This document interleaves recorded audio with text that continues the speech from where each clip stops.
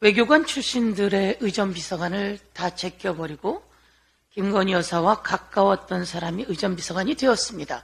모두 다 의아해했습니다. 그런데 김승희 의전비서관의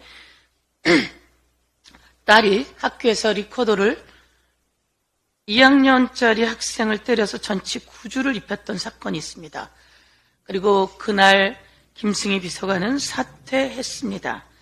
그런데 왜 이렇게 빨리 사퇴를 했을까 의문이 있었습니다.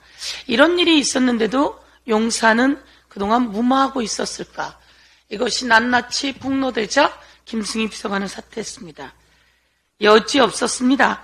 그때 리코더 학폭을 저지른 아이는 둘째였고 이번에는 첫째 자녀 역시 학교 폭력을 일으켰던 가해자였다는 사실이 언론을 통해 밝혀졌습니다. 첫째 아이는 그렇게 이야기했다고 합니다. 우리 아빠가 대통령 전속 비서관이다. 나한테 까불면 큰일 난다. 라고 하며 공공연하게 말을 하고 다녔고, 그리고 까불면 큰일 난다. 라고 하는 표현을 하면서 폭력도 일삼았다고 합니다. 리코더 가해 폭력이 있기 전의 일이었습니다.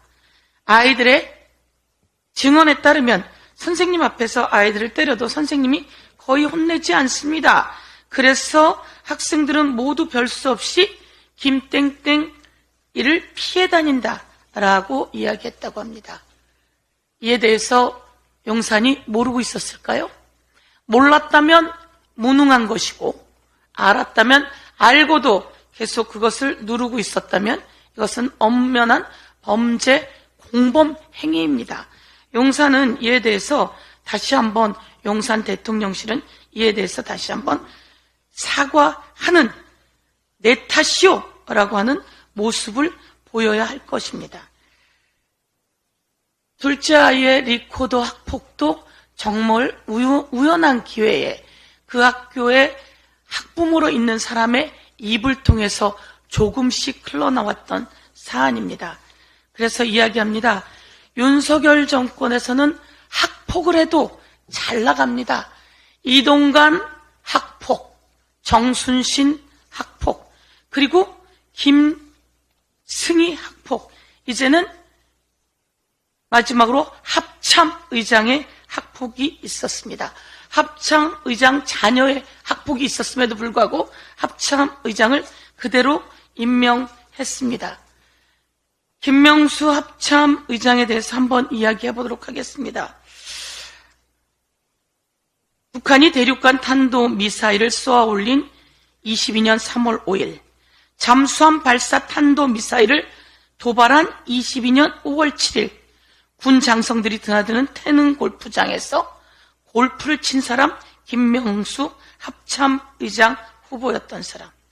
최근 5년간 77차례나 군 골프장을 찾았다고 합니다.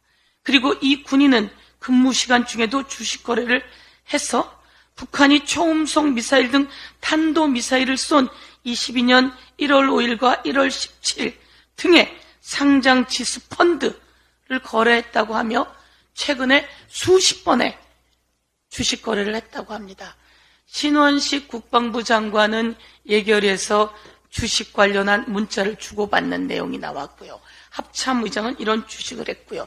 대한민국이 위기이고 국방 위기임에도 불구하고 이런 사람을 그대로 임명하는 윤석열 대통령, 과연 대한민국의 안보 위기를 진심으로 생각하고 있는지, 대한민국 국민을 구할 생각은 하고 있는지 묻지 않을 수 없습니다.